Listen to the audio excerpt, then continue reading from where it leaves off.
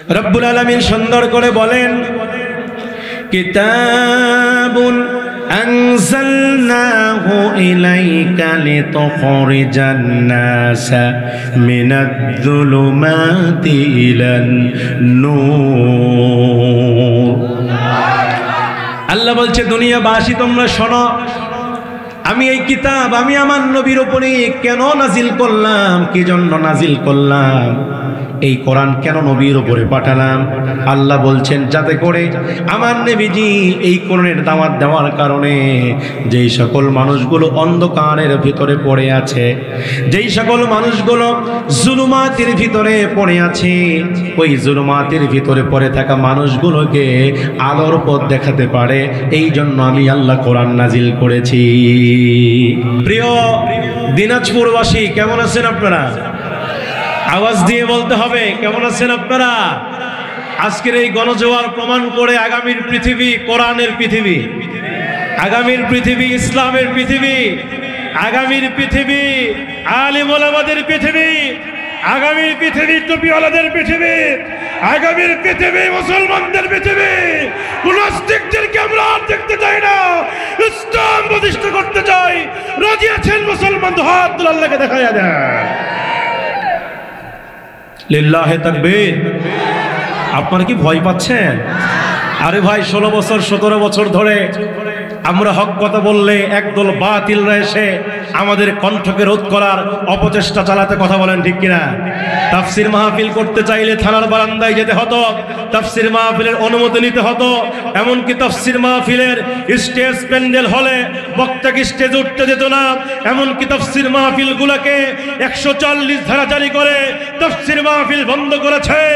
বাংলাদেশের মুসলমান ঐক্যবদ্ধ হয়েছে, আন্দোলন করেছে, স্বৈরাচারকে বিদায় করে বাংলার মুসলমান ইসলামী বিপ্লব ঘটিয়েছে, বিপ্লব ঘটিয়েছে। ঠিক কিনা বলে?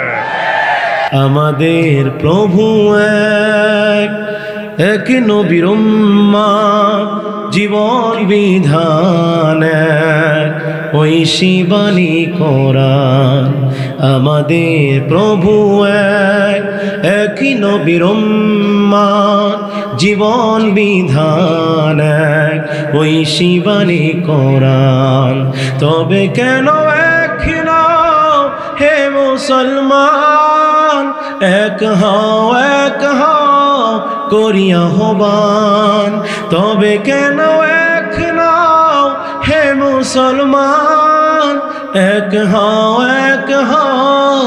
করিয়া আহ্বান।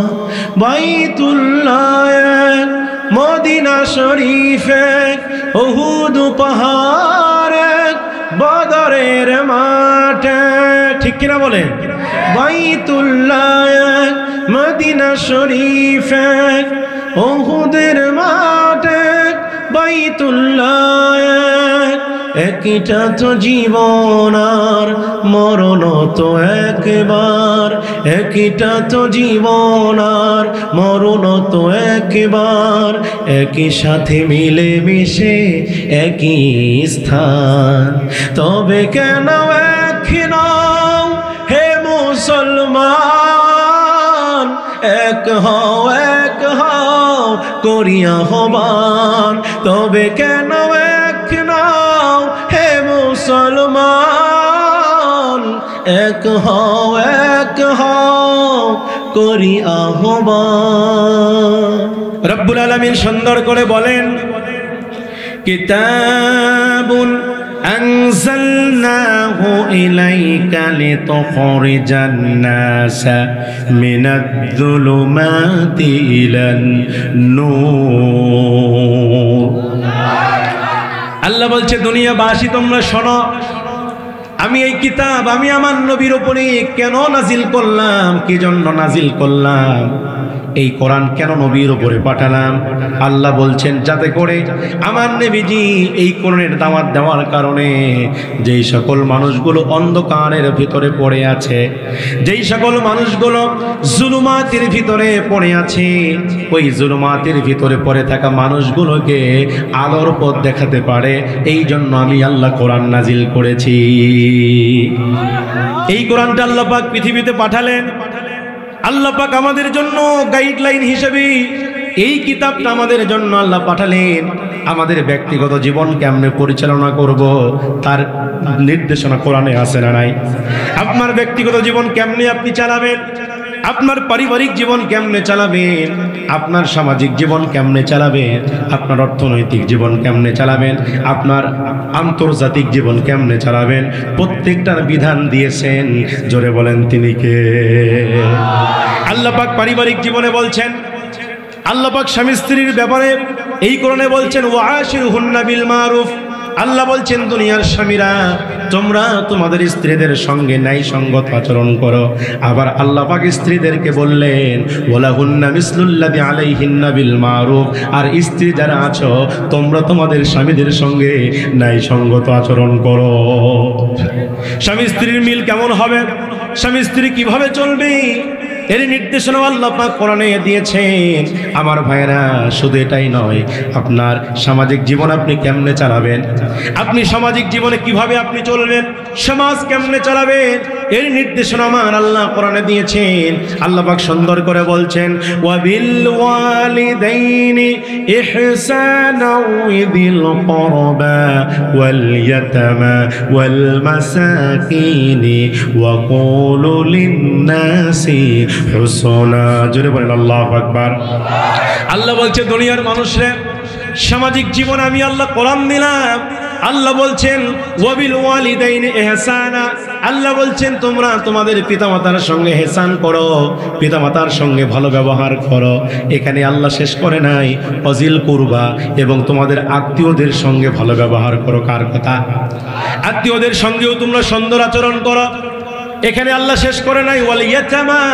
আল্লাহ বলছে শুধু আত্মীয় স্বজন নয়, সমাজের মধ্যে যারা এতিম, যেই বাচ্চার বাবা নাই, যার মা নাই, এই ছোট্ট এতিম বাচ্চার সাথেও তোমরা সুন্দর আচরণ করো, ভালো ব্যবহার করো। আল্লাহ বলছেন ওয়াল মাসাকিন, এবং মিসকিনদের সঙ্গে ভালো ব্যবহার করো। ওয়াকুলু লিন-নাসি হুসনা, দুনিয়ার সব মানুষের সঙ্গে উত্তম আচরণ করো। নির্দেশ কার? এই নবী রাসূলরা তারা এই কাজগুলাই করেছেন। নবীজির সাহাবীরা এটাই করেছেন।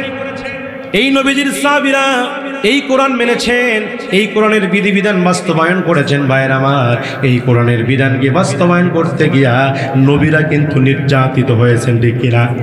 নবীরা আগুনের মধ্যে যাইতে হয়েছে, নবীদেরকে সাগরের মধ্যে ডুবতে হয়েছে। প্রত্যেক নবী রাসূলদেরকে এক একটা নবীকে এক একভাবে আল্লাহ পরীক্ষা করেছেন। যেমন আপনি এই কোরআনে হযরত ইব্রাহিম আলাইহিস সালামের কথা পাবেন, যে ইব্রাহিম আলাইহিস সালাম ছিলেন এই মুসলিম মিল্লাতের জাতির পিতা। কথা বলেন না কেন? জাতির পিতা আমাদেরকে জোরে বলেন না। কিন্তু 16 বছর 17 বছর ধরে শুধু আমরা স্লোগান শুনেছি জাতির পিতা নাকি শেখ মুজিব। আমরা বলেছি জাতির পিতা শেখ মুজিব হতে পারে না, জাতির পিতা হবে হযরত ইব্রাহিম।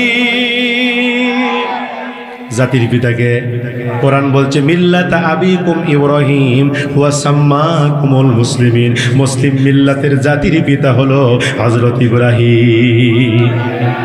এই নবী ইব্রাহিমের জীবনী আপনি পড়ে দেখেন। ইব্রাহিম আলাইহিস সালাতু ওয়াস সালাম তিনি এক আল্লাহর কথা বললেন, কিতাবের কথা বললেন, রবের কথা বললেন।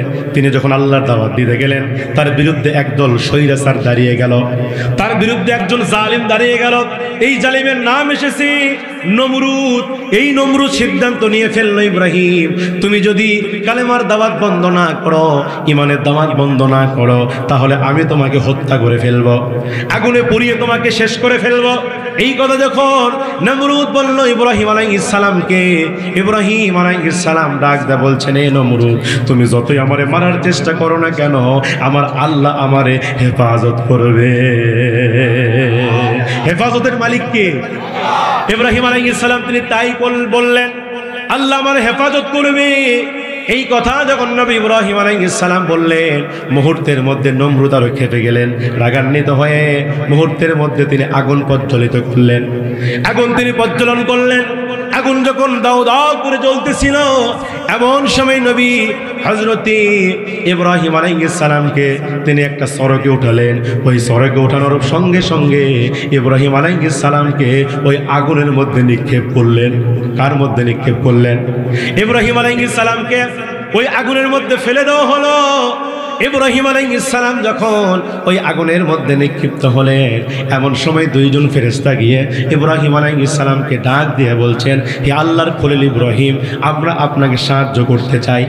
আপনি তো আল্লাহর খলিল, আপনি তো আল্লাহর দোস্ত, এই জন্য আমরা ফেরেশতা আপনাকে আগুনের মধ্যে সাহায্য করব।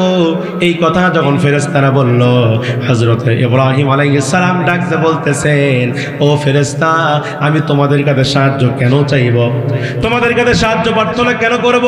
যে আল্লাহর দাওয়াত দিতে গিয়া, যে আল্লাহর কথা বলতে গিয়া আমি ইব্রাহিম আজকে আগুনের মধ্যে নিক্ষিপ্ত হয়েছি, ওই আল্লাহ কি আমাকে দেখে না?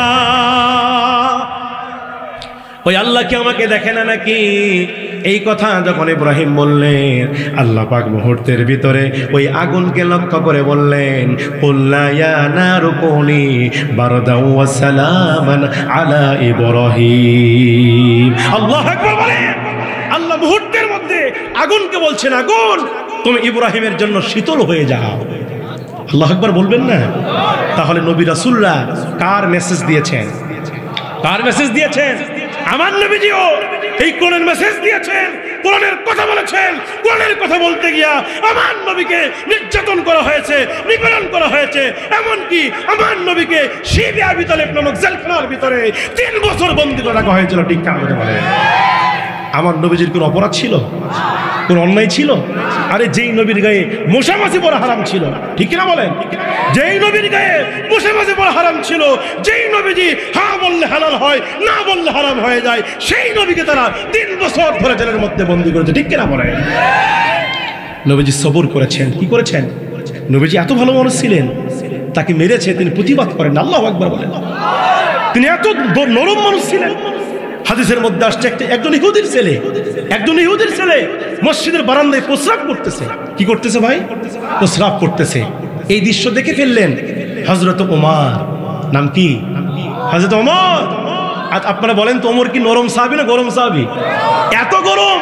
ওমরে ফারুকের কথার আগে হাত চলতো আগে, এত রাগ ছিল তার। তিনি যে রাস্তা দিয়ে হাঁটতেন, কিতাবে আমরা দেখেছি ওই রাস্তা দিয়ে শয়তান 40 দিন পর্যন্ত যেতেন না। আল্লাহু আকবার বলবেন না? ওমর গরম মানুষ। তিনি যখন দেখলেন ইহুদির ছেলে প্রস্রাব করতেছে মসজিদের বারান্দায়, রাগান্বিত হয়ে গেলেন। নাঙ্গা তলোয়ার বের করেছেন, শুধু কূপ মারবেন। রাসূল বলছে, ওমর একটু দাঁড়াও। আল্লাহু আকবার বলেন। ওমর একটু থামো, দাঁড়াও। রাসূল করিম সাল্লাল্লাহু আলাইহি ওয়াসাল্লাম ওমরকে থামিয়ে দিলেন। ইহুদির ছেলেকে বলছে, বাবা, এখানে আমরা আল্লাহর ইবাদত করি, এখানে আমরা আল্লাহকে ডাকি, এই ঘরে এসে আমরা আল্লাহকে সেজদা দেই। বাবা, এখানে প্রস্রাব করা যাবে না। যদি তোমার প্রস্রাবের প্রয়োজন হয়, ওই যে জায়গা দেখতেছো, ওখানে গিয়ে প্রস্রাব করবা। আমি যদি আর একটু পরে আসতাম, বাবা, তোমার দেহ থাকতো কিন্তু তোমার কাল্লা থাকতো না। আল্লাহু আকবার বলেন। এই কথা শোনার সঙ্গে সঙ্গে, এই দৃশ্য দেখার সঙ্গে সঙ্গে ইহুদির ছেলে বলছে, রাসূল আপনার হাতটা বাড়ায়া দেন, কালেমা পরে আমাকে মুসলমান বানায়া দেন। এত দয়ার নবী ছিলেন, এত মায়ার নবী ছিলেন, বুক ভরা দরদ ছিল। উম্মতের ফিকির করতেন, কি করে আমার এই উম্মতরা জান্নাতে যায়, কি করে আমার উম্মতেরা ইসলাম বুঝে, দ্বীন বুঝে। নবীজি মানুষের দ্বারে দ্বারে বারে বারে এই কালেমার দাওয়াত নিয়ে যেতেন, কিন্তু তারা নবীজির দাওয়াত কি মেনেছেন? অনেকে মানে নাই। আবু জেহেলকে নবী দাওয়াত দিয়েছেন প্রায় 400 বার। কতবার দাওয়াত দিয়েছেন? 400 বার দাওয়াত দিয়েছে আবু জেহেল। তার চাচা আবু জেহেলকে 400 বার আমার নবীজি দাওয়াত দিয়েছেন। তারপর আবু জেহেল হেদায়েত হয় নাই। নবীজি সকাল যখন হতো কালেমার দাওয়াত নিয়ে আবু জেহেলের বাড়িতে যেতেন। একদিন সকালবেলা নবী আমার কালেমার দাওয়াত নিয়ে আবু জেহেলের বাড়ির দরজায় গেলেন। দরজায় গিয়ে দরজা আবু জেহেল খুলে দিলেন। রাসূল সালাম দিলেন। সুবহানাল্লাহ পড়েন। রাসূলের একটা অভ্যাস ছিলেন, তিনি যার সঙ্গে দেখা হতেন কি দিতেন ভাই? সালাম দিতেন। কারণ নবীজির মধ্যে কোনো অহংকার ছিল না। রাসূল হাদিসে বলছেন, যে ব্যক্তি আগে সালাম দেয় তার কোনো অহংকার থাকে না। ঠিক কিনা বলেন? কিন্তু আমার দেশে কি হয়? আমি বড় বক্তা, আমি বড় হুজুর, আমি 3 বার হজ করে আসছি, আমি সালাম দিব? কতক্ষণ না কে হাজি সাহেব কালে বুক টান কান্নার ঘরে থাকে, আমাকে সালাম দিবে। যদি কোনো ছেলে সালাম না দেয়, এই কে গেল রে, ওটা কার বেটা রে, ধর তো। আসে না নাই? আমি বলি, হাজি সাহেব ও সালাম দিতে পারে নাই, আপনি কি করছিলেন? কতক্ষণ না কে আপনি সালাম দেন না কা? মুরব্বীদেরকে বলছি, যুবকরা সালাম না দিলে ওর সামনে গিয়া আসসালামু আলাইকুম বাবা সালাম দেন না কে? ওই আপনি সালাম দেওয়ার পরে লজ্জিত হবে, পরের দিন 3 মাইল দূরে থেকে আসসালামু আলাইকুম চাচা। কতক্ষণ না কে শিখাতে হবে আপনাকে, ইসলাম শিখাতে হবে। রাসূল করিম সাল্লাল্লাহু আলাইহি ওয়াসাল্লাম তিনি চাচাকে সালাম দিলেন, আবু জেহেল সালাম দেওয়ার পরে দেখতেছে আবু জেহেল ওই সময় গাছের বড়ই খাচ্ছে। কি খাচ্ছে? আবু জেহেলের একটা রোগ ছিল, ডায়াবেটিক্স রোগ। কি রোগ ছিল? আমার দেশে ডায়াবেটিক্স রোগ আছে না? আবু জেহেলের ডায়াবেটিক্স রোগ ছিল, এজন্য তিনি টক খাইতেন। তার বাড়ির উঠানে বড়ই গাছ ছিল, তিনি গাছের বড়ই পেরে বাম হাতের মধ্যে বড়ই রেখে তিনি ডান হাত দিয়ে বড়ই খাইতেছে। নবী আমার আবু জেহেলের সামনে দাঁড়িয়ে সালাম দেওয়ার পরে আবু জেহেল মনে মনে রাগান্বিত হচ্ছে, কারণ আবু জেহেল তো জানে নবী আমার কাছে কেন আসে। কথা কন না কেন? নবীদের কাজ একটাই, শুধুমাত্র আল্লাহর কথা। কার কথা? আল্লাহর কথা বলবেন, দিনের কথা বলবে, রবের কথা বলবে। আবু জেহেল মনে মনে রাগান্বিত হচ্ছেন। এবার রাসূল ডাকতে বলতেন, চাচা, ও চাচা, আপনি কি খাইতেছেন? আবু জেহেল রাগান্বিত হয়ে বলতে, আমি পাথর খাচ্ছি। কি খাচ্ছি?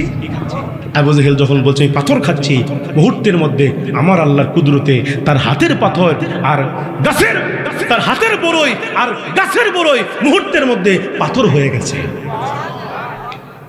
মুহূর্তের মধ্যে কি হয়ে গেছে? গাছের বড়ই যে পাথর হয়ে গেছে, ওই পাথরের গায়ে সুন্দর করে লেখা আছে লা ইলাহা ইল্লাল্লাহ মুহাম্মাদুর রাসূলুল্লাহ। এই কালেমা তো তৈয়বা সুন্দর করে লেখা আছে। রাসূল আমার ওই কালেমাটা দেখলেন আর বলছেন, চাচা গো, আপনি একটাবারের জন্য শুধু বলেন, ও চাচা, ওই পাথরের গায়ে কি লেখা আছে? আল্লাহু আকবার বল। আবু জেহেল আরবি জানতেন কিনা? আরবি জানতেন কিনা? ও চাচা, আপনি একটাবারের জন্য পড়েন, ওই পাথরের গায়ে কি লেখা আছে? আবু জেহেল তখন পাথরের গায়ে দেখলেন ওখানে লেখা আছে লা ইলাহা ইল্লাল্লাহ মুহাম্মাদুর রাসূলুল্লাহ, আল্লাহর নাম আর নবী মুহাম্মাদের নাম। আবু জেহেল তখন বলতে, মুহাম্মদ, ওখানে লেখা আছে উই আর তুই। উই আর ওই মানে কে? আর তুই মানে? তারপরও আবু জেহেল ঈমান আনে। এখান থেকে বোঝা যায় হেদায়েতের মালিককে। এই জন্য আল্লাহ বলছেন, মাইয়াহদিহিল্লাহু ফালা মুদিল্লা লাহু। হেদায়েত কোনো মানুষের হাতে নাই, হেদায়েত কোনো বক্তার হাতে নাই, হেদায়েতের একচ্ছত্র মালিকানা কার হাতে? নবীজির চাচা আবু তালেব। আবু তালেব রসুলকে এত বেশি ভালোবেসেছেন, এত বেশি মহব্বত করেছেন আবু তালেব। সেই আবু তালেবও কিন্তু কালেমা পড়তে পারে নাই। যেই আবু তালেব রসুলকে নিজের সন্তানের চাইতে বেশি ভালোবাসছেন, বাড়িতে ভালো খাবার রান্না হলে আবু তালেব আগে আমার নবীকে খাইয়ে দিতেন। বাজারে গিয়েছেন নতুন পোশাক কিনবেন, নতুন পোশাক যখন কিনতেন আবু তালেব আমার নবীজির জন্য আগে কিনতেন। সেই আবু তালেব মৃত্যু শয্যায় শায়িত, আবু তালেব মারা যাবেন, দুনিয়ার মায়া ত্যাগ করে কবরে চলে যাবেন। এমন সময় নবী আমার আবু তালেবের শিয়রের পাশে দাঁড়িয়ে গেলেন আর বলছেন, চাচা গো, আপনি তো দুনিয়া থেকে বিদায় নিয়ে চলে যাবেন, আপনি শুধু একটা বারের জন্য পড়েন লা ইলাহা ইল্লাল্লাহ। আপনি শুধু একটা বারের জন্য আল্লাহর উপর ঈমান আনেন, মুহাম্মাদুর রাসূলুল্লাহ, এইটা আপনাকে পড়তে হবে না, শুধু আল্লাহর উপর ঈমান আনেন। চাচা, আমি আপনাকে কথা দিলাম, কাল কিয়ামতের ময়দানে আল্লাহর সঙ্গে ঝগড়া করে হলেও আপনাকে জান্নাতের মধ্যে নিয়ে যাব। এই কথা যখন আমার নবীজি বললেন, বুখারীর বর্ণনা, এমন সময় আবু জাহেল, আবু লাহাব, ওয়ালিদ ইবনে মুগিরা, এই বড় বড় কাফের নেতারা বলছে, ও আবু তালেব, তুমি কি মরার ভয়ে কালেমা পড়বা নাকি? তুমি কি মৃত্যুর ভয়ে বাপদাদার ধর্মকে পরিত্যাগ করবা নাকি? তুমি কি মরার ভয়ে মুহাম্মাদের ধর্ম গ্রহণ করবা নাকি?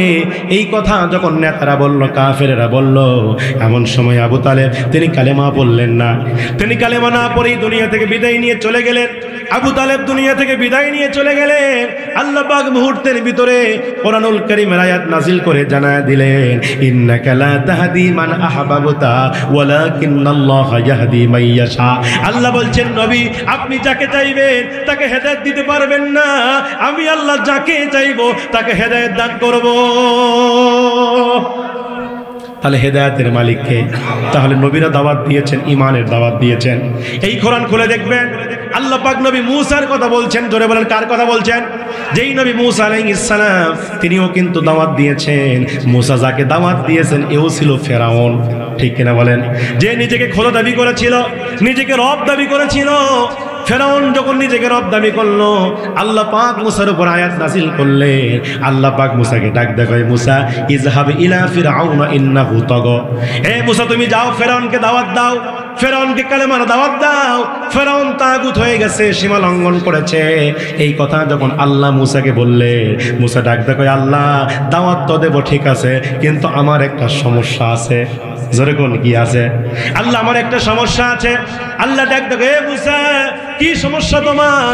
মুসা ডাক দেবে, আল্লাহ আমার সমস্যা হলো আমি যখন কথা বলতে লাগি আমি আটকে যাই। তার মানে মুসা নবী ছিলেন তোতলা। আল্লাহু আকবার। কোন মুসা আলাইহিস সালাম তোতলা ছিলেন, এই কারণে তার রাগ কম ছিল না বেশি ছিল? এই জোরে বলেন, কম না বেশি? তাফসীরের মধ্যে পাওয়া যায় মুসা যখন রাগ করতেন তার মাথার চুল পাগড়ি ভেদ করে দাঁড়িয়ে যেত। আবার মুসা চালাক নবী ছিলেন। কি নবী ছিলেন? পৃথিবীতে আল্লাহ যত নবী রাসূলকে বানাইছেন তাদের মধ্যে দুইজন নবী ছিল সবচেয়ে বেশি চালাক। তাদের এক নম্বর তাফসীরে পেয়েছি নবী সুলাইমান। নাম কি ভাই? নবী সুলাইমান। আর দ্বিতীয় নম্বর চালাক নবী ছিল এই নবী মুসা, যিনি মাঝে মাঝে আল্লাহকেও প্রশ্ন করতো। আল্লাহু আকবার। কও আল্লাহকে প্রশ্ন করতো মাঝে মাঝে, বেকায়দা প্রশ্ন। একদিন তুর পাহাড়ে গিয়ে আল্লাহকে বলতেছে, আল্লাহ আমি মুসা এমন 3টা কাজ করতে পারি, আপনি আল্লাহও পারেন না।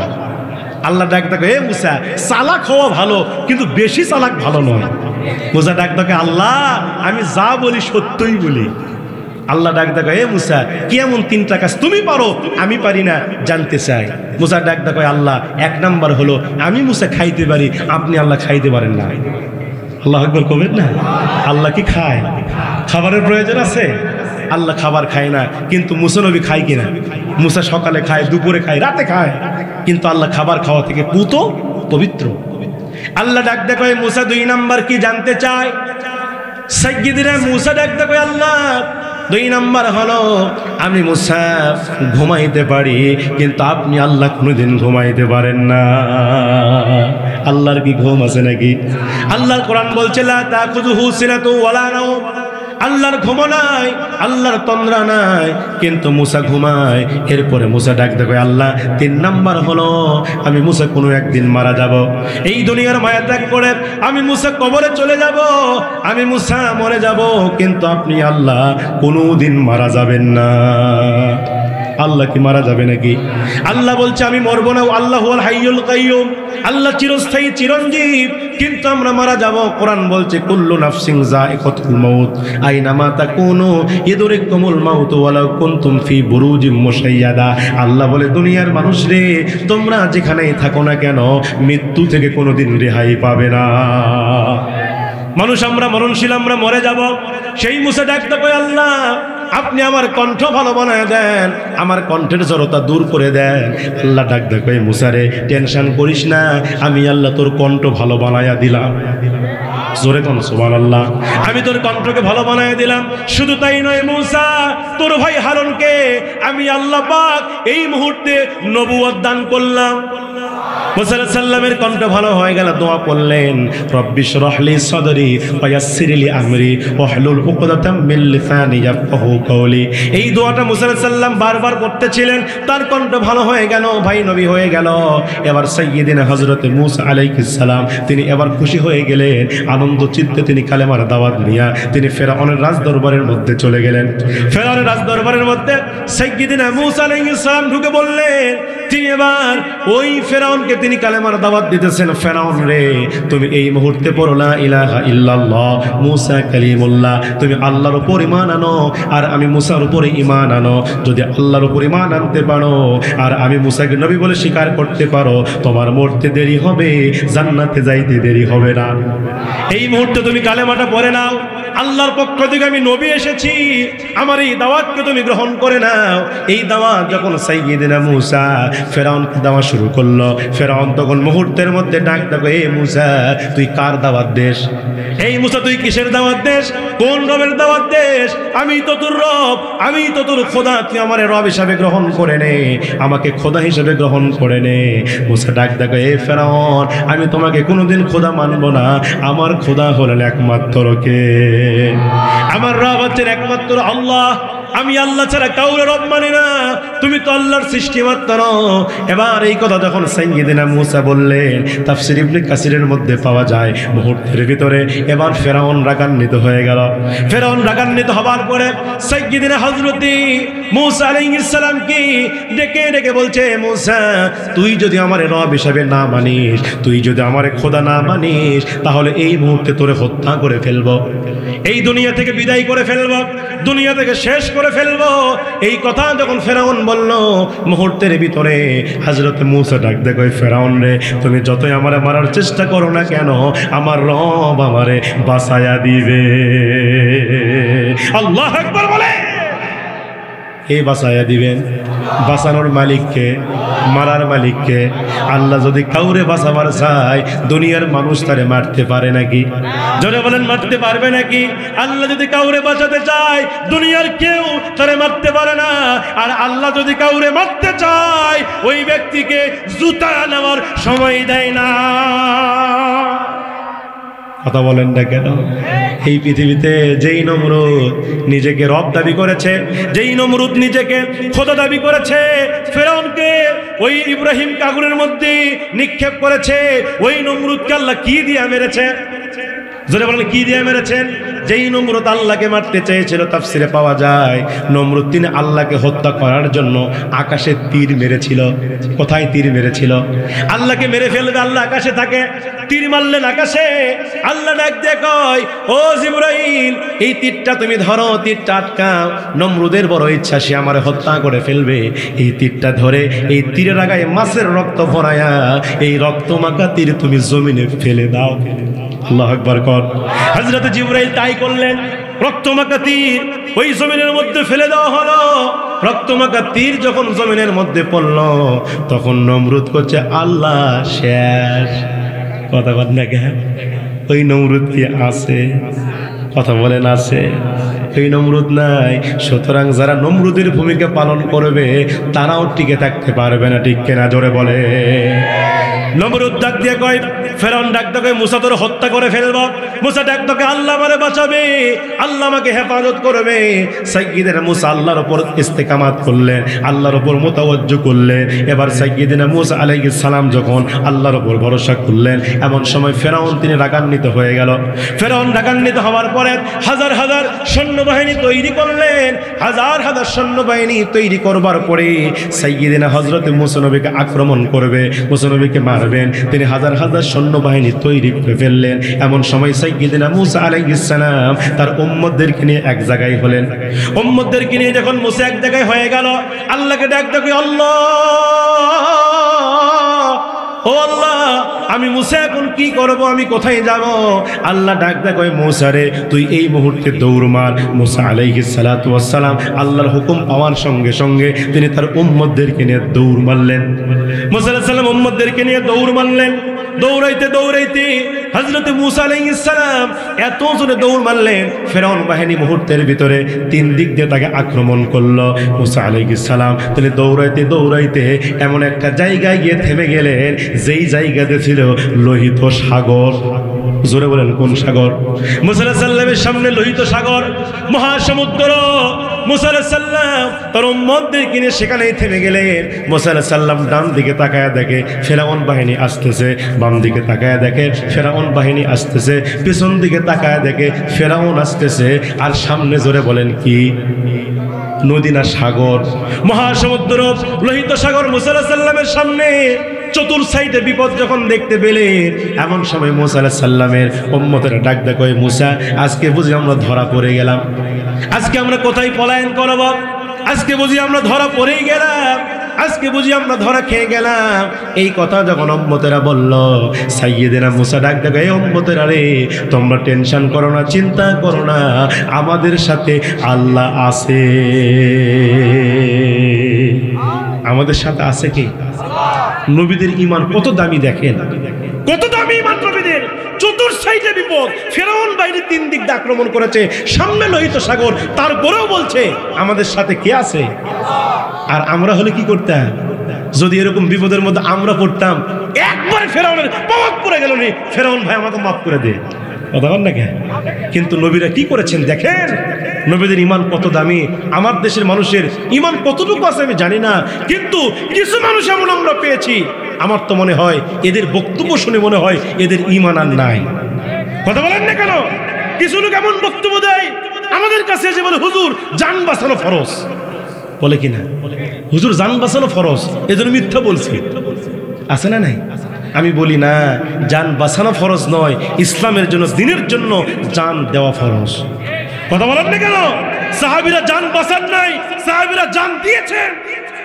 উহুদের ঘটনা আপনি পড়ে দেখেন, এই ঘটনাগুলো কিতাবে এখনো আছে। উহুদের প্রান্তরে সাহাবীরা গিয়েছিলেন যুদ্ধ করার জন্য। মক্কার সেই কাফেরেরা মিথ্যা গুজব রটায় দিল, কুতিলা ইয়া মুহাম্মদ, কুতিলা ইয়া মুহাম্মদ, মুহাম্মদ কতল হয়ে গেছে, মুহাম্মদ কতল হয়ে গেছে। এই মিথ্যা গুজব যখন রটায় দিল, এক কান দোকান হতে হতে আল্লাহ নবীর একজন সাহাবী, নাম ছিল হযরতে হানজালা রাদিয়াল্লাহু তাআলা আনহু, তার কানে এই খবর পৌঁছে গেল। তিনি রাত্রিবেলায় স্ত্রী সঙ্গম করেছেন, ফজরের সময় হাম্মামখানায় ঢুকেছেন, গোসল করবেন, ফরজ গোসল করবেন। কিন্তু হানজালার কানে যখন এই খবর চলে গেল, কুতিলা ইয়া মুহাম্মদ, মুহাম্মদ আর দুনিয়াতে বেঁচে নাই, মুহাম্মদ কতল হয়ে গেছে। ডান কাঁধে পানি ঢেলেছেন, বাম কাঁধে পানি ঢালবেন। এই খবর পাওয়ার সঙ্গে সঙ্গে হানজালা বলছেন, না আমি আর গোসল করব না, যেই জমিনে বিশ্বনবী বেঁচে নাই ওই জমিনে আমি হানজালার বেঁচে থাকার কোনো অধিকার নাই। আল্লাহু আকবার বলবেন না? এবার সাইয়্যিদনা হযরতে হানজালা তিনি ফরজ গোসল না করে স্ত্রীর কাছে আসলেন আর বলছেন, স্ত্রী রে, আমার হাতে তলোয়ারটা উঠায় দাও, আমি শুনতে পেলাম আমার নবী নাকি আর দুনিয়াতে বেঁচে নাই। হযরত হানজালার স্ত্রী মুহূর্তের ভিতরে একটা নাঙ্গা তলোয়ার তার হাতের মধ্যে উঠায় দিলেন আর বলছেন, স্বামী যান, আপনি যুদ্ধে যাবেন যান, আমি বাধা দিব না, তবে আমি দোয়া করি আল্লাহ পাক যেন আপনাকে গাজী বানায়া আমার ঘরে আবার ফিরাইয়া দেয়। হযরতে হানজালার হাতে ছিল তলোয়ার, তলোয়ারের উল্টা পিঠ দিয়া স্ত্রীর হাতের মধ্যে মৃদু আঘাত করলেন আর বললেন, স্ত্রী তোমার হাত কি কেটেছে? স্ত্রী ডাক দিয়ে বলছেন, স্বামী আমার হাত কাটে নাই। হানজালা ডাক দিয়ে বলছেন, স্ত্রী রে, তোমার হাত কাটে নাই কেন জানো? আমি তোমাকে তলোয়ারের উল্টা পিঠ দিয়ে আঘাত করেছি, এই জন্য হাত কাটে নাই। ও স্ত্রী, তুমি তো আমার জন্য দোয়া করছো আমি যেন গাজী হয়ে তোমার ঘরে ফিরে আসি। স্ত্রী রে, এই দোয়াটাও তোমার উল্টা দিক দিয়ে কবুল হবে, কারণ আমি আমার নাকের ভিতরে এই মুহূর্তে জান্নাতের সুঘ্রাণ পেতেছি। আমি নিশ্চিত আমি শহীদ হয়ে যাব, আমি মারা যাব, আমি শহীদ হব। স্ত্রী রে, কথা দিচ্ছি তুমি যদি দুনিয়াতে আর বিয়ে না করো, ও স্ত্রী তোমাকে কথা দিচ্ছি কাল কিয়ামতের ময়দানে ওই জান্নাতের সিঁড়িতে আবার তোমার সঙ্গে আবার দেখা হবে। ঈমান কারে বলে দেখে, ঈমান কারে বলে দেখে। হযরতে হানজালা স্ত্রীর কাছ থেকে বিদায় নিয়ে ঘোড়ার উপর সওয়ার করে নাঙ্গা তলোয়ার নিয়ে লিল্লাহি তাকবীর আল্লাহু আকবার বলে তিনি উহুদের প্রান্তরে ছুটে গেলেন, লড়াই করা শুরু করলেন, যুদ্ধ করা শুরু করলেন। যুদ্ধ করতে করতে কাফেরদেরকে মারতে মারতে জাহান্নামে পাঠিয়ে দিলেন। যুদ্ধ শেষ হবার আগ মুহূর্তে একজন বেঈমান এসে হযরতে হানজালার এই ডান হাতের মধ্যে তলোয়ার দিয়ে কোপ মারলেন। হানজালার ডান হাত দেহ থেকে আলাদা হয়ে জমিনে পড়ে গেল। বাম হাতের মধ্যে কোপ মারা হলো, বাম হাতটা দেহ থেকে আলাদা হয়ে জমিনে পড়ে গেলেন। হানজালা থরথর করে কাঁপতে কাঁপতে কাঁপতে কাঁপতে ঘোড়া থেকে জমিনে পড়ে গেলেন। মুহূর্তের ভিতরে হানজালা এই দুনিয়া থেকে শাহাদত বরণ করলেন। হানজালা দুনিয়া থেকে বিদায় নিয়ে চলে গেলেন। হানজালা শহীদ হয়ে গেলেন। যুদ্ধ সমাপ্ত হয়ে গেল। আল্লাহর নবীর কানে খবর পৌঁছে গেল, নবী লাশ খুঁজতেছিলেন। সাহাবীদের লাশগুলো নবী আমার খোঁজাখুঁজি করতেছিলেন। সাহাবীদের লাশ খুঁজতে খুঁজতে আল্লাহর নবী 69 জন সাহাবীর লাশ পেয়ে গেলেন। 69 জন সাহাবীর লাশ রাসূল পেয়ে গেলেন, কিন্তু হানজালার লাশ রাসূল খুঁজে পায় না। নবী আমার চিন্তার মধ্যে পড়ে গেলেন, হানজালা তো শহীদ হয়ে গেছে, তার লাশ কোথায় গেল? নবী আমার যখন চিন্তিত হলেন, আল্লাহ পাক হযরতে জিবরাইলকে ডাক দিয়ে বলছেন, জিবরাইল রে যাও যাও আমার দোস্তকে জানিয়ে দাও হানজালার লাশটা অমুক পাহাড়ের পদদেশে পড়ে আছে। আমার নবীজি লোকেশন মতো সেখানে গেলেন। যাওয়ার পরে হানজালার লাশটা আমার নবীজি পেয়ে গেলেন। হানজালার লাশ যখন আমার নবীজি পেয়ে গেলেন, হানজালার স্ত্রী খবর পেলেন আমার স্বামী যুদ্ধে নিহত হয়ে গেছে, আমার স্বামী শহীদ হয়ে গেছে। এই জন্য হানজালার স্ত্রী এক দৌড়ে উহুদের প্রান্তরে চলে আসলেন, আমার নবীজির সামনে দাঁড়িয়ে গেলেন আর বলছেন, ইয়া রাসূলুল্লাহ, ইয়া হাবিবাল্লাহ, নবী গো, আপনি তো যারা শাহাদত বরণ করে এদের লাশ তো কখনো ধোয়ান না, রক্তমাখা অবস্থায় তাদের দাফন করে ফেলেন, কিন্তু নবী আমার স্বামী হানজালার ফরজ গোসল দিতে হবে। আমার স্বামী হানজালা রাত্রিবেলা স্ত্রীর সঙ্গম করেছে, আমার স্বামী ফরজ গোসল করে নাই। যখন আমার স্বামী শুনেছে আপনি নাকি দুনিয়াতে বেঁচে নাই, আমার স্বামী ফরজ গোসল না করে যুদ্ধের ময়দানে চলে আসছে। ও নবী, আপনি আমার স্বামীকে ফরজ গোসল করাবেন, তারপরে দাফন কাফন করবেন। এই কথা যখন হানজালার স্ত্রী বললেন, আল্লাহ নবী তাই করবেন। এমন সময় আল্লাহ পাক আমার রাসূলকে জানায়া দিলেন, ও নবী আমি আল্লাহ পাক ওই হানজালার শাহাদাতকে এত বেশি মকবুল করেছি, এত বেশি কবুল করেছি নবী, এই দুনিয়ার কোনো পানি দিয়া হানজালার গোসলের দরকার নাই। আমি আল্লাহ পাক ওই হাউজে কাউসারের পানি দিয়া হানজালার গোসলকে সম্পন্ন করিয়ে দিয়েছি। মরতেই হবে যখন শহীদি মরণ দিও আমাকে, মরতেই হবে যখন শহীদি মরণ দিও আমাকে, রোগে শোকে মরণ দিও না আমায়, বিপদে মুসিবতে নিও না আমায়, এমন মরণ দিও চোখ বুঝলে যেন দেখি তোমায়, মরতেই হবে যখন শহীদি মরণ দিও আমাকে। জোরে বলেন মারহাবা। তাহলে সাহাবীরা জান বাঁচিয়েছেন না জান দিয়েছেন? জোরে বলেন তারা কি করেছেন? এই জন্য সাইয়্যিদনা নবী হযরত মুসা আলাইহিস সালাতু ওয়াস সালাম উম্মতদেরকে সান্ত্বনা দিচ্ছে, উম্মতেরা রে তোমরা টেনশন করো না, চিন্তা করো না, আল্লাহ আমাদের সাথেই আছে। সুবহানাল্লাহ কোন আল্লাহ আমাদের সাথেই আছে, আল্লাহ আসমান থেকে সাহায্য নাজিল করবে। এইবার হযরত মুসা আলাইহিস সালাম তাফসীর ইবনে কাসিরের বর্ণনা, তাফসীর গ্রন্থগুলো একটু খুলে দেখবেন, এইভাবে মুফাসসিরিন কেরাম এইভাবে বর্ণনা করছেন। হযরত মুসা আলাইহিস সালাম ওই সময় দুইটা হাত তুলে আল্লাহর কাছে দোয়া করছে, আল্লাহ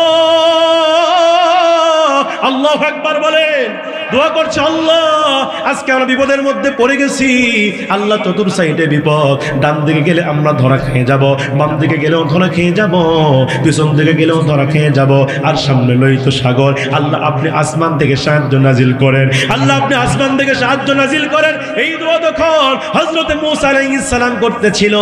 আল্লাহ ডাক দেয় বলে, মুসা রে তোর হাতের মধ্যে ওইটা কি দেখা যায়? মুসা ডাক দেয়, আল্লাহ আসা। আসা মানে কি? আরো আসতে কোন আসা মানে কি? মুসা ডাক দেয়, আল্লাহ আমার হাতের মধ্যে আছে লাঠি। আল্লাহ পাক মুহূর্তের ভিতরে ডাক দেয় বলে, মুসা রে তোর হাতের মধ্যে যেই লাঠি আছে ওই লাঠি দিয়ে তুই কি করিস? মুসা ডাক দেয়, আল্লাহ আমার হাতের মধ্যে যেই লাঠি আছে এই লাঠি দিয়ে আমি মুসা দুইটা কাজ করি। কয়টা কাজ করি? কয়টা কাজ করি? আল্লাহ জিজ্ঞাসা করছেন, মুসা কি দুইটা কাজ করো তুমি আমাকে জানায়া দাও। মুসা ডাক দেবে, আল্লাহ এক নম্বরে এই লাঠি দিয়ে আমি মুসা বকরির জন্য পাতা পারি। সুবহানাল্লাহ কবেন না আপনারা? কার জন্য পাতা পারে? তাহলে এত বড় একজন নবী হয় বকরির পাতা পারে, তার মানে কি বুঝতেছে? মুসা ছিল বকরির রাখাল। সুবহানাল্লাহ কোন? আরে এত বড় একজন নবী হয় বকরি চড়িয়েছেন। এখন আপনাদের কাছে আমার একটা প্রশ্ন থাকবে, আপনারা বলেন তো নবীরা কি শুধু নবী না ওই জাতির নেতা? কথা বলেন না কেন? নবীরা ছিলেন ওই গোত্রের নেতা, ওই কওমের নেতা, ওই জাতির নেতা। তাহলে এত বড় একজন নবী হয়ে যদি বকরি চড়াতে পারে, তাহলে আমার এই দেশে কত নেতা আছে দেখেন নাই আপনারা? 16 বছর 17 বছর ধরে কত নেতা দেখছি, এরা কি কোনোদিন বকরি চড়াইছে? বকরি চড়াইছে? আরে বকরি চড়ান তো দূরের কথা, আমার দেশে এমন নেতা আমরা দেখছি তেলের বস্তা খাটের তলে পাওয়া যায়, ঠিক কিনা আপনারা বলে? এরকম নেতা আমরা দেখছি কিনা? তো এখন দেখছি কিনা? আমার দেশের সম্পদগুলো বিদেশে পাচার করে, ঠিক কিনা বলে? আমার দেশের সম্পদগুলো অবৈধভাবে বিদেশে পাচার করে, তারা বিদেশে বেগম পাড়া তৈরি করে, হাজার হাজার কোটি টাকা মেরে খেয়ে বিদেশে চলে যায়, আর এই দেশের মানুষকে বোকা বেনে ধোকা দেয়। কথা বলেন ঠিক কিনা? সুতরাং মুসলমান ভাইয়ের আমার, আপনারা ইসলামকে ভালোবাসবেন, কোরআনকে ভালোবাসবেন। যেই নেতা ইসলামের কথা বলে, কোরআনের কথা বলে, দ্বীনের কথা বলে, সেই রকম নেতা আমরা দেখতে চাই। কথা বলেন ঠিক কিনা? আমরা কোনো দল বুঝি না, কোনো দল বুঝি আপনি কোন দল করেন এটা আপনার ব্যক্তিগত ব্যাপার, কিন্তু আমাদের মূল পরিচয় হলো আমরা একজন মুসলমান। কথা বলেন না কেন? আমার বাপ মুসলমান, আমার দাদা মুসলমান, আমি মুসলমান। মুসলমান হিসেবে আমার দায়িত্ব হচ্ছে আল্লাহর নাজিল করা কিতাব আমার জীবনে বাস্তবায়ন করা, ঠিক কিনা বলেন? আমরা মরে যাওয়ার পরে কি বলা হবে? আওয়ামী লীগ, বিএনপি, জামাত এগুলো বলবে? কি বলবে? আমি একজন মুসলমান। আমি একজন কি? নবীজিও মুসলমান ছিলেন। এই জন্য মুসলমান হিসেবে আপনার দায়িত্ব কি? মুসলমান হিসেবে আপনার কর্তব্য কি? মুসলমান হিসেবে আপনার দায়িত্ব হচ্ছে ঐশী গ্রন্থ আল কোরআন মেনে নেওয়া। কথা কোন ঠিক কিনা? কেন মানবেন না কোরআন? আমাকে বুঝান, এখানে কি সমস্যা আছে? কোনো সমস্যা আছে? কোনো ভেজাল আছে? আল্লাহ তো নিজেই বলেছেন যালিকাল কিতাব, যালিকাল কিতাব, এটা এমন একটি কিতাব লা রাইবা ফি, দেয়ার ইজ নো ডাউট। এই কোরআনে ভেজাল তো দূরের কথা, বিন্দু পরিমাণ সন্দেহের অবকাশ নাই। কোনো ভেজাল পাবেন না এর ভিতরে। একটা হরফ, একটা শব্দ আপনি সংযোজন বিয়োজন করার কোনো সুযোগ আছে? কোরআন ভেজাল মুক্ত কিতাব, এটা ঐশী বাণী। এর চাইতে নিখুঁত কোনো কিতাব পৃথিবীতে নাই। কথা বলেন না কেন? পৃথিবীতে বহু কিতাব আমরা দেখছি, বহু কিতাব পৃথিবীতে আছে। ওল্ড টেস্টামেন্ট আছে, নিউ টেস্টামেন্ট আছে, গীতা, মহাভারত, বিভিন্ন ধর্মগ্রন্থ আছে না নাই? আপনি খেয়াল করে দেখবেন কোন ধর্মগ্রন্থের শুরু থেকে শেষ পর্যন্ত হুবহু মুখস্থ এরকম নাই, কিন্তু কোরআন আছে না নাই? দেখবেন 12 বছর, 14 বছর, 10 বছর ছোট্ট ছোট্ট মাসুম বাচ্চারা এই 30 পারা কোরআনকে মুখস্থ করেছে। আল্লাহু আকবার বললেন না? সুতরাং যদি এই কোরআন যদি পুড়িয়ে ফেলা হয়, যদি আল্লাহ না করুক এই কোরআন যদি কেউ পুড়িয়ে ফেলে, সব কোরআন যদি এই কাগজের কোরআন পুড়িয়ে ফেলা হয়, আমার তো মনে হয় বাংলাদেশে আগামীকাল সূর্য ওঠার আগে নতুন করে আবার কোরআন লেখা শুরু হয়ে যাবে। ঠিক কিনা বলেন? এই পৃথিবীতে জরিপ করে দেখা গিয়েছে প্রায় 5 কোটিরও বেশি হাফেজে কোরআন। আল্লাহু আকবার বললেন না?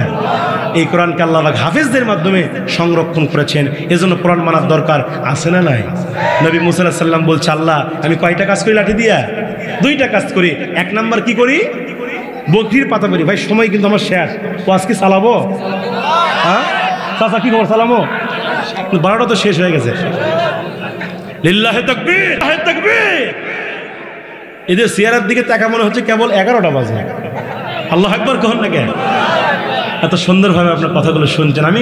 আমি বলেছিলাম কমিটিকে, আমাকে 10টাই দেন, আমি একটু প্রাণ খুলে কথা, আমি খুব দ্রুত কথা বলতে হচ্ছে আমাকে, যেহেতু আমাকে একটা জিনিস বুঝাতে হবে, যেহেতু আপনারা আমাকে দাওয়াত করেছেন তাফসীর মাহফিল, আমাকে কোরআনটা বুঝাতে হবে, ইসলাম বুঝাতে হবে।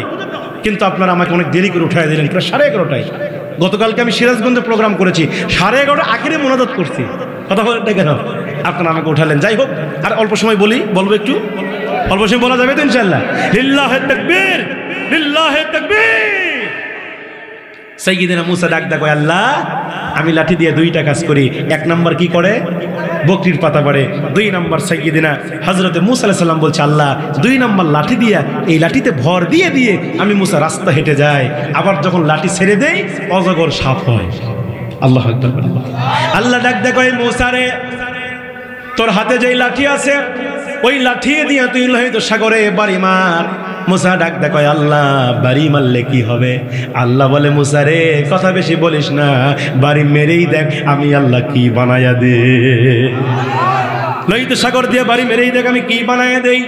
সাইয়্যিদিনা হযরতে মুসা আলাইহিস সালাতু ওয়াস সালাম তিনি যখন ওই লাঠি দিয়ে আল্লাহর হুকুমে যখন ওই লাঠি দিয়া বিসমিল্লাহি আল্লাহু আকবার বলে ওই লোহিত সাগরে যখন বাড়ি মারলেন, আমার আল্লাহর কুদরতে 1 নয় 2 নয় 3 নয়, আমার আল্লাহ 12টি রাস্তা বের করে দিলেন।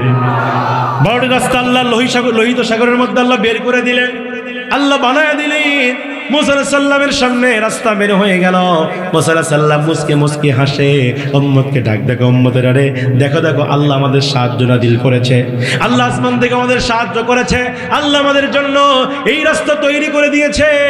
এবার সাইয়্যিদিনা হযরত মুসা আলাইহিস সালাম তার উম্মতদেরকে নিয়ে ওই রাস্তা দিয়ে রওনা করা শুরু করলেন। যাইতে যাইতে মুসা আলাইহিস সালাম ওই লোহিত সাগরের রাস্তার ভিতরে একেবারে মাঝখানে যখন চলে গেলেন, মাঝামাঝি অবস্থায় যখন চলে গেল, এমন সময় ফেরাউনের যারা অনুসারী ছিল এরা ডাক দেখো, এ খোদা ফেরাউন এত সুন্দর রাস্তা কে বানালো? ফেরাউন বলছে আমি বানাইছি। নাউজুবিল্লাহ কবেন না। ফেরাউন ডাক দেখো আমি বানাইছি। উম্মতেরা বড়ই চালাক, উম্মতেরা ডাক দেখো, এ খোদা ফেরাউন আপনার এত পাওয়ার, আপনার এত ক্ষমতা, আপনার যদি এত ক্ষমতা হয়ে থাকে, এত পাওয়ার হয়ে থাকে, তাহলে উদ্বোধন কিন্তু আপনাকে করা লাগবে। উদ্বোধন আপনাকেই করা লাগবে। আপনি যাবেন আগে আগে আর আমরা যাব পিছনে পিছনে। ফেরাউন তখন বেকায়দার মধ্যে পড়ে গেল।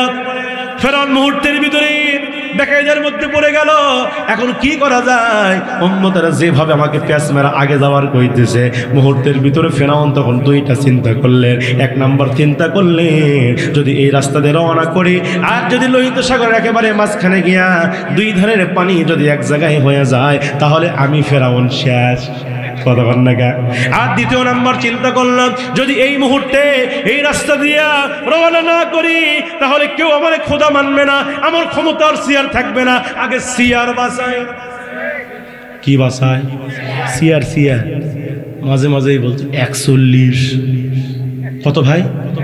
কথা কয় না রে, কত 41। এখন কত এখন 25। 41 আসেনি? 41 হয়নি এখনো? আল্লাহ বলে বেশি অহংকার করিস না, ক্ষমতার অহংকার করিস না। অত ইজ্জু মান তাশা অত জিল্লু মান তাশা। আমি আল্লাহ সম্মানের চেয়ারে বসায় দেই, আমি আল্লাহ তাকে বেজ্জতি করি। আল্লাহ বলে 41 কেন? 2024 সালেই তোর ব্যাটারি ফিউজ হয়ে যাবে। কার ক্ষমতা? আল্লাহ বলে ওয়ামাকারু ওয়ামাকারাল্লাহ ওয়াল্লাহু খায়রুল মাকিরিন। কার সিদ্ধান্ত? কার ফয়সালা? সুতরাং জুলুম আর অত্যাচার এটি চিরদিন টিকে থাকে না। কখনো কখনো মাজলুমদের পক্ষেও এই বাতাস বয়। কথা বলে ঠিক কিনা? এই জন্য জুলুম করা যাবে? যে কোনো জায়গায় যে অবস্থায় থাকেন না কেন, যে সেক্টর থাকেন না কেন, দুর্বলের উপরে জুলুম করবেন না। ঠিক কিনা বলেন? এরপর অবিচার করবেন, অন্যায় করবেন না, সবাইকে সম্মান করবেন, রেসপেক্ট করবেন, প্রত্যেককে ভুল হয়েছে ক্ষমা করে দেন, কিন্তু কারো উপর জুলুম করে কোনো মাজলুমের বদদোয়া নেবেন না। কথা বলেন না কেন? কোনো মাজলুম যদি আল্লাহর কাছে দোয়া করে, রাসূল বলছেন ওই মাজলুম আর আল্লাহর মাঝে কোনো পার্থক্য থাকে না। মাজলুমের দোয়া করতে দেরি হয়, আল্লাহ কবুল করতে দেরি করেন না। সুতরাং মাজলুমের বদদোয়া থেকে সাবধান থাকবেন। কপাল পুড়ে যাবে, একদম শেষ হয়ে যাবে আপনি। সুতরাং কাউকে কষ্ট দেওয়া যাবে? এবার ফেরাউন নিজের ক্ষমতার চেয়ারকে টিকিয়ে রাখার জন্য সিদ্ধান্ত নিল, পরে যা হয় হোক, আমি এবার রাস্তা দিয়ে রওনা করব। এবার ফেরাউন যখন ওই রাস্তা দিয়ে রওনা করার সিদ্ধান্ত নিয়ে ফেললেন, এবার ফেরাউন বাহিনী রাস্তা দিয়ে রওনা করা শুরু করেছে। যাইতে যাইতে ফেরাউন বাহিনী লোহিত সাগরের একবারে মাঝখানে চলে গেছে। ওই সময় মুসা আলাইহিস সালাম তার উম্মতদেরকে নিয়ে কিনারায় উঠে গেছে। এমন সময় ফেরাউন বাহিনী লোহিত সাগরের মাঝখানে। ফেরাউন যখন লোহিত সাগরের মাঝখানে, আল্লাহ মুহূর্তের ভিতরে হযরতে জিবরাইলকে ডাক দেবে, এই জিবরাইল, এবার তুমি তোমার খেলা শুরু করে দাও। জিবরাইল, তুমি তোমার খেলা শুরু করে দাও। জিবরাইল ডাক দেবে, আল্লাহ কোনো সমস্যা নাই, জীবনে বহু খেলছি, আগে খেলছি কোয়ার্টার ফাইনাল, আগে খেলছি সেমিফাইনাল, আজকে যে খেলা হবে এটা হবে ফাইনাল ম্যাচ। তার মানে হলো খেলা হবে। যখন খেলা হবে, কতজন খেলতে চেয়েছিল, খেলতে চেয়ে পোল্ড আউট হয়েছে। বাংলাদেশের 18 কোটি মুসলমান খেলার জন্য ময়দানে তৈরি হয়ে আছে। ঠিক কিনা বলে? জিবরাইল ডাক দেখ, আল্লাহ কোনো সমস্যা নাই। তাফসীর ইবনে কাসিরের বর্ণনার মধ্যে আসছে। এবার সাইয়্যিদুনা হযরতে জিবরাইল আলাইহিস সালাতু ওয়াস সালাম এবার লোহিত সাগরের মাঝখানে যখন ফেরাউন, জিবরাইল আলাইহিস সালাম দুই ধারে পানি দিয়ে খালি সাঁটা মারে। যখন কি মারে? ফেরাউনকে যখন সাঁটা মারে, ফেরাউনের নাকের মধ্যে পানি, মুখের মধ্যে পানি। ফেরাউন পানি খায় আর কয়, আল্লাহ আমি আপনার উপরে ঈমান আনলাম। আল্লাহকে, জিবরাইল রে সাঁটা একটু জোরে মার। আল্লাহু আকবার বলেন না? জিবরাইলকে বলে, ও জিবরাইল সাঁটা একটু জোরে মার। হযরত জিবরাইল সাঁটা যখন জোরে মারে, ফেরাউনের নাকের মধ্যে পানি, মুখের মধ্যে পানি। ফেরাউন শুধু লোহিত সাগরের মতো ইঁদুরের মতো চুবানি খায় আর বলে, আল্লাহ আমি আপনার উপর ঈমান আনলাম, মুসার উপর ঈমান আনলাম, হারুন নবীর উপর ঈমান আনলাম। আল্লাহ বলে, সময় নাই, খেলার নাও বাবাজি। কথা কর না কে? আল্লাহ বলে, ও ফেরাউন, এখন তোর তওবা কবুল হবে না। আমি বহু সময় দিয়েছিলাম। ও ফেরাউন, তোরে বহু সময় দিয়েছিলাম, তুই যা চেয়েছিস তাই দিয়েছি। তুই যখন বলেছিস আল্লাহ আসমান থেকে বৃষ্টি দেন, আমি তাই দিছি। যখন যা চাইছিস তাই দিছি, ক্ষমতা দিতি সব দিছি। কিন্তু আমি তোরে এগুলো কেন দিয়েছিস ফেরাউন জানিস নি? আমি আল্লাহ বড় আশায় ছিলাম কোনো একদিন ফেরাউন নিজের ভুল বুঝতে পেরে তওবা করে ফিরে আসবে। কিন্তু ফেরাউন তুই ফিরে আসিস নাই।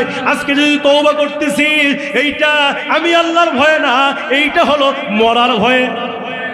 কথা বল না কে? আল্লাহ বলে, এই সময় তওবা কবুল হবে না। আমার দেশেও কিছু লোক আছে, হুজুররা নামাজের দাওয়াত দেয়, এই তাবলীগের ভাইয়েরা বাড়ি বাড়ি গিয়ে নামাজের দাওয়াত দেয় কিনা? বাড়ি বাড়ি গিয়ে নামাজের দাওয়াত দেয়, দিনের দাওয়াত দেয়। কিন্তু কিছু লোক আছে, ও নামাজ পড়ে না আর বলে, আমি নামাজ না পড়লে তোমার কি? আছে না নাই? আবার কিছু লোক এমনও আছে, নামাজ পড়তে যায় না, হুজুররা গেলে হুজুরদের ধমক দেয়। আছে না নাই? আবার যদি হঠাৎ করে ওই লোকটাই এই যে পেটে কিনকিন করতেছে, এবার ডাক্তারের কাছে গিয়ে টেস্ট করে দেখে ধরা পড়ছে ক্যান্সার। কথা বল না কে? 2 কিডনি ড্যামেজ। ডাক্তার করছে মাত্র বাঁচবে 6 মাস। ও যা খাবার চাই খাওয়াও, ওই এখন বাড়িতে এসে মসজিদের বারান্দা ছাড়ে না। কথা কন না কেন?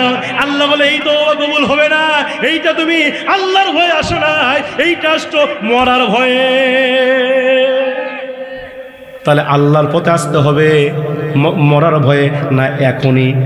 কথা বলেন না কেন? এই জন্য ভাইয়েরা আমার আর সময় নিয়েন না, যুবক ভাইদের পায়ে হাত দিয়ে বলছি ভাইয়েরা আর অবকাশ নিয়েন না, আর জেনা করেন না, আর অন্যায় অবিচার করেন না, আর নামাজ কাদা করেন না। হতে পারে আপনার জীবনে এটাই শেষ মাহফিল, হতে পারে আপনার জীবনটা হয়তোবা সামনে আপনি মারা যাবেন, আমাদের জীবনের কোনো গ্যারান্টি নাই। এই জন্য জীবনে যা করছেন করছেন, স্টপ, আপনি এখানেই থেমে যান। আসুন না আল্লাহর দিকে আসা যাবে ভাই, আসেন না কোরআনের দিকে। মসজিদ থেকে যখন মুয়াজ্জিন আযান দেয় হাইয়া আলাস সালাহ, বান্দার নামাজের জন্য আসো, হাইয়া আলাল ফালাহ, বান্দার কল্যাণের জন্য আসো। আসসালাতু খায়রুম মিনান নাওম, ঘুম থেকে নামাজ উত্তম।